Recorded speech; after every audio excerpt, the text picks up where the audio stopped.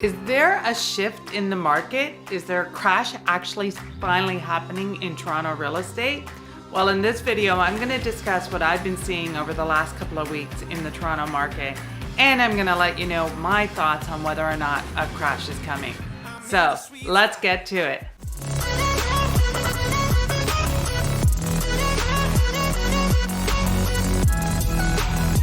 Hi everybody, my name is Connie Sarvananthan and I'm a real estate agent and investor here in Toronto and the GTA. I grew up in Toronto and I know the city like the back of my hand. So if you have any questions about buying or selling real estate in Toronto, call, text, email, WhatsApp, or make an appointment and we'll be sure to take care of you. So what's happening in the Toronto real estate market right now? Okay, so the first thing we should talk about is what's happening outside of real estate that's actually affecting real estate. And one of the things that's happening is our overnight rate, it has gone up. So the Bank of Canada raised the overnight rate from 0.25 to 0.5. And that doesn't sound like a lot, but it is double what it was. And they're expecting to continue to raise that rate over the next year. So what does that mean? Well, first of all, there is a belief that there was a lot of buyers that came into the marketplace in January and February to ensure that they locked into lower interest rates. On top of that, Canada as a whole, we're highly indebted. So that means that any minor change to interest rates can affect affordability and what you can buy a home for. So all of those things are playing a factor in this, and definitely interest rates play a role. So the other thing is, what are the things that are happening in the world that none of us can control? Well, there's three things that I can think of off the top of my head. First of all, COVID. COVID has really affected the housing market because, you know, it's allowed work from home, it's allowed living further away, it's allowed for bigger spaces. So COVID is definitely a factor in the housing market, and COVID has been so unpredictable from the time it arrived to the variants and shutdowns and all of those things, definitely a factor in everything. The second thing is the whole situation with the war in Europe with Russia invading Ukraine, totally unpredictable. I think it is unsettling people. It's definitely unsettling the stock market, and so that's affecting things too.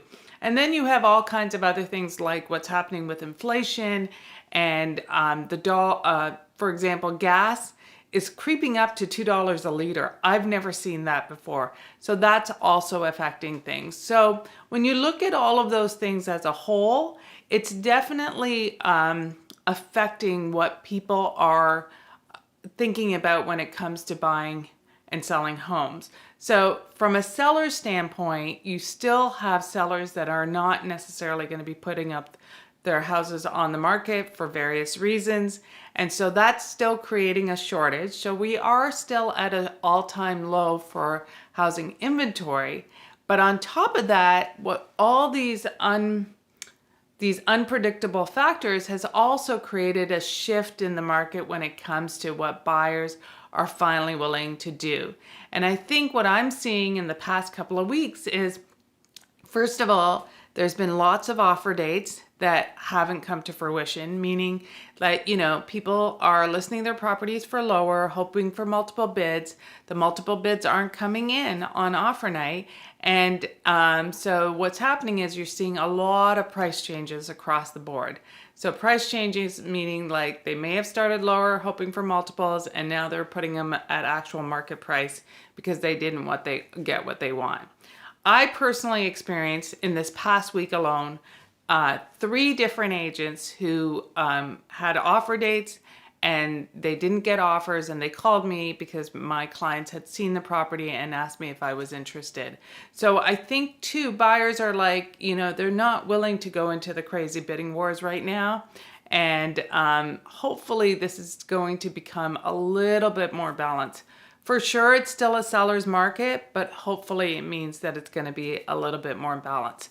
The other big thing that's happening is that before, nobody would take preemptive offers or bully offers unless they were like crazy. And that's because, you know, you would have a house, you'd get a ton of showings, which has significantly slowed down. And so you were guaranteed to get a bunch of offers on offer night. Now, with so many less showings, sellers are going, okay, well, maybe we won't get a better offer on offer night. And so you're seeing more bully offers being accepted. So I think overall, this is a good thing because it means that the market is starting to temper a little bit. And it means that, some of the craziness that we saw in February particularly isn't continuing. Now, that said, there are still homes for sure that are getting multiple offers. There are still homes for sure that are going way above, but it's starting to show throughout the city that people aren't willing to do the craziness anymore. So hopefully this leads to a little bit more balance. It's still a seller's market, but hopefully this means a little bit more balance. And my advice to you is start looking out for some of the bargains.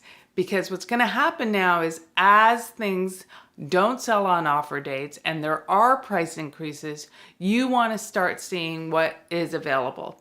And even when there is an offer date, keep an eye on it because, if they don't get offers that night, you may be able to get it for a price that you were actually willing to pay for, but you have to be ready that night to make an offer, even if it doesn't go on offer date.